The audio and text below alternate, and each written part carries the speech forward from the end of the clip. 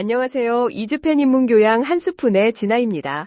지난 시간에는 우리가 왜 갑신정변을 다시 들여다봐야 하는지에 대해 이야기 나눴는데요. 오늘은 그 갑신정변을 기점으로 전후에 일어났던 중요한 사건들을 시간 순서대로 따라가 보려고 합니다. 이모군란에서 시작해 갑신정변, 청일전쟁, 그리고 결국 국권을 빼앗게 되는 을사늑야까지 비극으로 치닫는 역사의 흐름을 김쌤과 함께 짚어보겠습니다. 안녕하세요, 김쌤. 네, 안녕하세요. 김쌤입니다. 오늘은 마음이 좀 무거워지는 역사를 다루게 되겠네요. 네, 맞아요. 그 시작은 1882년의 이모군란이었습니다. 강화도 조약 이후 군대를 개편하는 과정에서 벌어진 일이었죠? 그렇습니다. 당시 군사력 강화를 위해 구식군대를 줄이고 별기군이라는 일본식 신식군대를 창설했습니다. 그런데 이 별기군은 급료도 높고 대우도 월등히 좋았어요. 반면 구식군인들은 푸대접을 받았죠. 사건이 터진 건 바로 그 급료 때문이었습니다. 월급날에 월급을 제대로 못 받은 거군요. 못 받은 수준이 아니었습니다. 겨우 한 달치 급료를 받았는데 양도 턱없이 부족한 데다 그 안에 겨와 모래가 잔뜩 섞여 있었던 겁니다. 이에 분노한 구식군인들이 들고 일어나 책임자였던 민겸호의 집에 불을 지르고 별기군 부대로 쳐들어가 일본인 교관을 살해하고 일본 공사관까지 공격하는 대규모 폭동으로 번졌습니다. 이 사태를 수습하기 위해 고종이 다시 흥선대원군을 불러들였죠. 네, 당시 고종과 민씨 세력이 개화 정책을 추진하면서 수구파와의 갈등이 아주 심했거든요. 이모군란으로 다시 권력을 잡은 흥선대원군은 모든 개화 정책을 폐지하고 강화도 조약 이전으로 시대를 되돌리려 했습니다. 다급해진 명성황후와 민씨 세력은 권력을 되찾기 위해 청나라에 도움을 요청하게 됩니다. 이게 청나라에게는 아주 좋은 기회가 됐겠네요. 정확합니다. 청나라는 이 기회에 조선이 자신들의 속국임을 서구 열강에 과시하고 조선에 대한 정치, 경제적 이득을 챙기기 위해 곧바로 군대를 파견했습니다. 그리고는 흥선대원군을 중국으로 끌고 가버렸죠. 대원군 정권은 불과 33일 만에 무너졌고 이후 청나라는 조선의 내정과 외교에 아주 깊숙이 관여하게 됩니다. 청나라의 간섭이 심해지면서 개화파 내부에서도 노선 갈등이 생기게 되는군요. 네, 이모군란을 기점으로 개화파가 둘로 나뉩니다. 청나라처럼 서구 문물을 점진적으로 받아들여 부국 강병을 이루자는 온건 개화파와 청의 내정 간섭을 비판하며 일본의 메이지 유신을 모델로 급진적인 근대화를 추진해야 한다는 급진 개화파로요. 이 급진 개화파가 바로 갑신정변의 주역들입니다. 그들의 목표는 청나라를 몰아내고 조선의 완전한 독립을 이루는 것이었죠. 그러다 절호의 기회를 맞게 되죠. 1884년에 청나라가 프랑스와 전쟁을 벌이게 된 겁니다. 맞습니다. 청푸전쟁 때문에 조선에 주둔하던 청나라 군대 3,000명이 절반가량으로 줄어들었습니다. 급진개화파는 이때를 놓치지 않았죠. 고종과 일본 공사의 협조 약속을 받고 1884년 12월 4일 마침내 정변을 일으킵니다. 하지만 결과는 3일천하였습니다.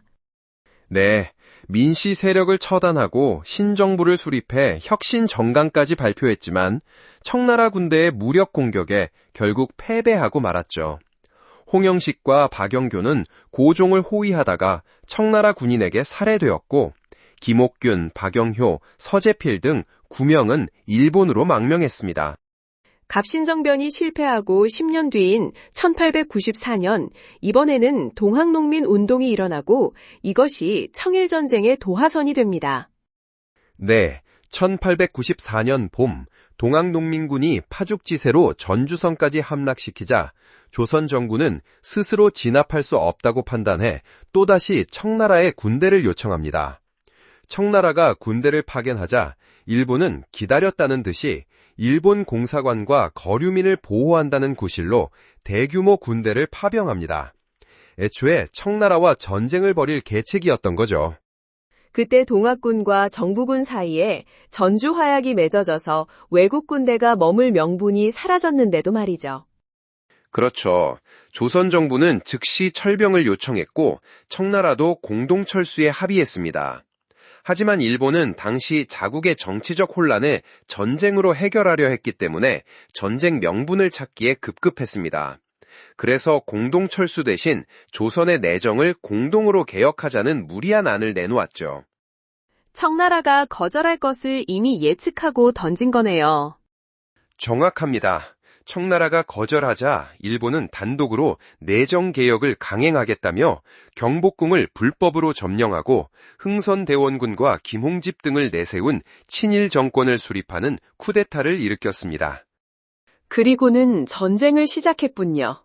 네, 7월 23일 경복궁 공격을 시작으로 25일에는 아산 앞바다 풍도에서 청나라 함대를 기습 공격하며 본격적인 전투를 개시했습니다.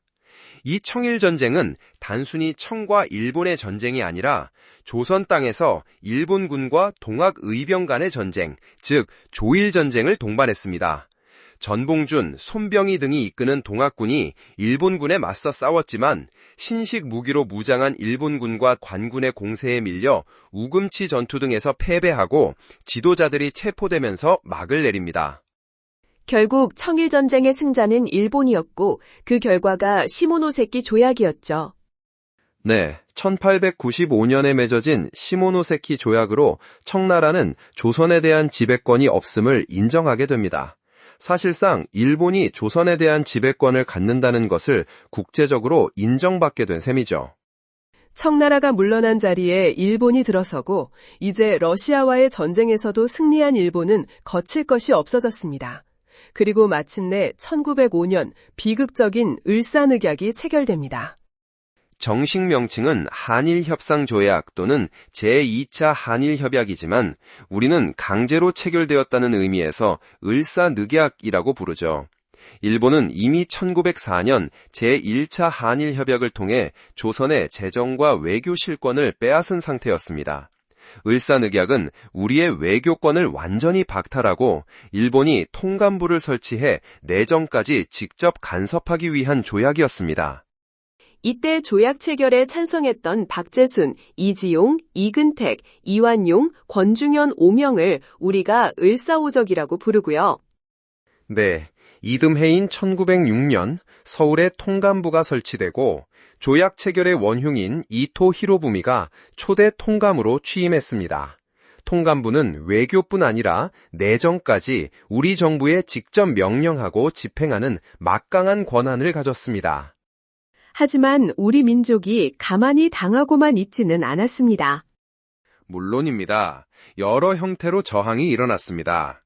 특히 언론인 장지연 선생이 11월 20일자 황성신문에 발표한 논설 시일야 방성대곡, 즉 이날의 목노와 통곡하노라는 일본의 침략성을 규탄하고 을사오적을 통렬히 비판하며 국민들을 일깨웠습니다. 이 글을 계기로 국민들이 일제히 일어나 조약의 무효를 주장하며 투쟁에 나섰습니다. 오늘은 이모군란부터 을사늑약까지 숨가쁘게 달려왔습니다. 외세의 개입과 그에 맞선 내부의 분열과 저항, 우리가 주권을 잃어가는 과정이 얼마나 고통스러웠는지 다시 한번 느끼게 됩니다. 비극의 역사이지만 그 속에서도 끊임없이 저항했던 우리 민족의 정신을 함께 기억하는 것이 중요하다고 생각합니다. 네, 오늘 말씀 감사합니다. 이집펜 인문교양 한 스푼, 다음 시간에 더 유익한 이야기로 돌아오겠습니다. 고맙습니다.